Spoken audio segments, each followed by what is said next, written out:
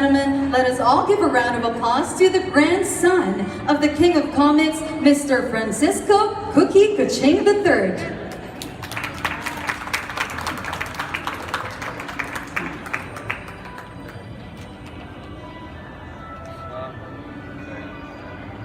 Good evening, everyone. The family of National Artist Fransico Coching acknowledges with deep gratitude SM Mall's corporation interest in showing his art to the public. Here at SM Aura, we have an audience that encompasses all walks of life and all ages.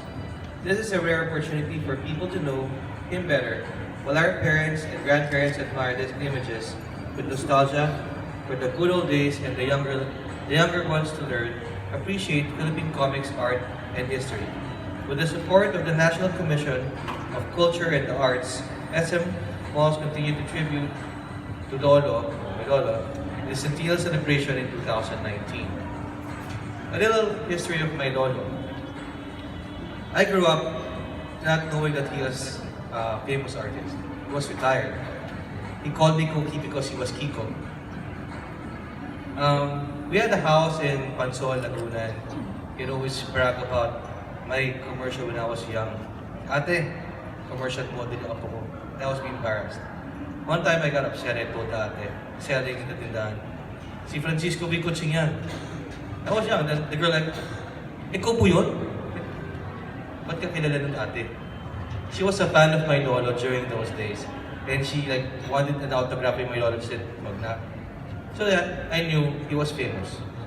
Very famous. But he didn't want to be a national artist. He always said that someone else is better than him. But my Lola disagreed. My Lola, Duming Coching, which we call Lola Danda or Ganda, would always push, will do her best, and said that my husband will be a national artist. She's a loyal wife, and she's always been the #1 fan of my Lola. She's probably the reason that's why we are in SMR.